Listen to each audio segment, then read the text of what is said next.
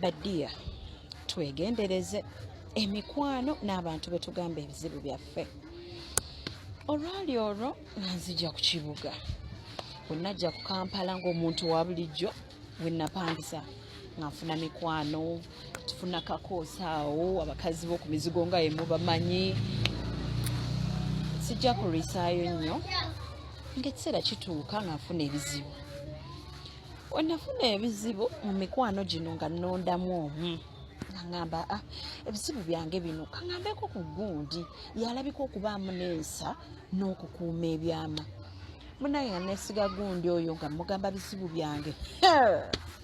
Omwana yakubagana amatako ng'ayita ku mmotoka y'omugagga nadduka nabala naddeno nadderi banange tukoze tutya tusaze magezi ki wenneetaaga ssente nampeerawo ne ngamba wamma nfunye omukwano. Olwali olwo nze mmanyi nfunye omukwano anjagala nnyo ansuuta embeera ndetedde munnanga ate oli otya ebizibu bikuyisa bitya tukoze tutya okiyiseemu otya nga mmanya mukama munnange eddunda mpadde omukwano ku Kampala ataba omukyalo andivuddeyo ddi okujja okumbeera okuntasa mu bizibu.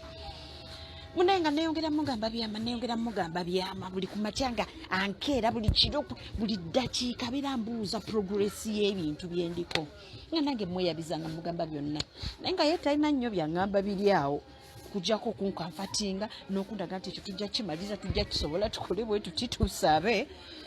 Munanga akaseera nga kayita akaseera mu kuyita ngenda otandika okuwulira omwana muwala ng'atandise okunkozesa nga example. Muba mumbozaawo n'abantu ng'emboozi yange gyaleetanga example tayogera mannya naye nga nkozesa nga example ne ngamba tuliko ki. Wemubuuzako ngamba ate bategedde just abantu abamu beetaaga bayige wakola omusango nga nga nze actually nga balala basobola naye nga nze nkyasobola okumugambako nti yadde nnyoyo yadde ki bannange nga sikyasobolerako ddala yadde okuwabula omwana omuwala. Munnange nga newakola omusango nze soogera nga wembaako kyenjogera gamba gwe totabula mu bantu bonna tewandiyogedde. Bannange nga neezinga nga masikini ku kkuba akubiddwa enkuba naye ngenza okulaba ekintu kino kinyiga sikyayogera sikyateesa anvuma nga bwayagala n'ensirika kwe kusalawo olunaku olwaleero nveeyo ebizibu byange mbigamba abantu bonna omuwala ono abeere nga takyalina kyanneekwasizaako mbeere nga nsobola okuwabula yadde okumukuba nga akoze omusango ku kyalo. Munnange ebizibu byange bye bino ensi yonna mubimanye. Lwali olwo nga ntambula ku kkubo n'emmotoka ensibirako emmotoka yali nga kabeduuzi omusajja wansibirako nga seesendabirwamu hello can I give you a lift nga mugamba nkomaawo kumpi nga ngamba no I insist kankuwe lift kubangira nkulaba olinda boda o taxi. Saamukayanya nnyo bebi kubanga yali musajja alabika bulungi ngawunya bulungi kugamba akawoko kakafuluma mu mmotoka nga kalungi emmotoka ya bay nga ntuula. When natuula nga tutandika emboozi how are you what's your name I'm Tony nga nange mugamba Racheal where are you going amugamba ngenda okasomero nina byensomawo nga ngamba okay nantuuka wendaga tetwayogera bingi nga mugamba mune nkomaawo nga ngamba okay Racheal mbadde nsaba nzirimu nkusinkaneko a cup of coffee if you don't mind nga muwe namba yange nga nayampa business card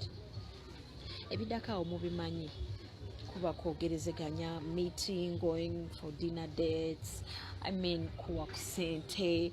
wegamba nze nane ntandika okukyuka kushegedde ku mizigo nempulira nga wali ntandisewo n'okukyuka. Munnange omusajja nga lumu androppinga nga atuukira ddala wembeera alabawo nga tewali mu mbeera nnungi ngamba is this where you stay ngamba yeah I stay here bikyoberawo nanikoze nzekka okay. But you don't deserve to be in a place like this. Maybe sometime when I want to visit you, I can't park my car here. Ngamba, do you mind if I relocate you to a better place? Ngamba, it's okay. Munange, ngo musajja antwala mu maka ge. Nga maka malungi. Nga kuli kaskali. Nga kuli mulimu maids. Ba maids balinga basatu. Because it was a very big home. Mikwano awe namanyira nti ngudde mu bintu nteebye Katonda yanukudde saala zange zino ze tubeerawo ne tusaba nti mbereko bulungi biki munnange nga mbeera wa musajja mikwano gyange gy'okumuzigo ngireeta kuba gye gyalinga egyafuka famire nga ngireeta girabe wembeera bebe gyawunga buli omu ng'alaba bambi nteebye obulamu butandise okyuka naye before I entered into this home ngayo no yantwala mu ddwaliro ne tukola check-ups eza AIDS and stuff nga mbimanyi kyokka ate nanteeka ku family planning sasooka kitegeera bulungi naye yanyinyonyola nagamba let's first have fun, let's first enjoy life as we get to know each other oba tuneesobola naye nga nzikiriza family planning munnange for 3 months ngenda wa musajja nga tutandika bulamu nga ntandika bulamu bwa ssente bebi nalya ssente nempulira nga yes mukama yanukudde esaala zange zino ze bagamba omuntu zaasaba ebbanga eddene kakati munnange ng'ekiseera kiyita ngenda okulaba kino ekintu kya family planning kisusse ate nga tenze okusinziira ku musajja byandaze nga ntandise okifiiringa muli nti kati nze njagala muzaalira mpambe security ebeewo nga ye mwana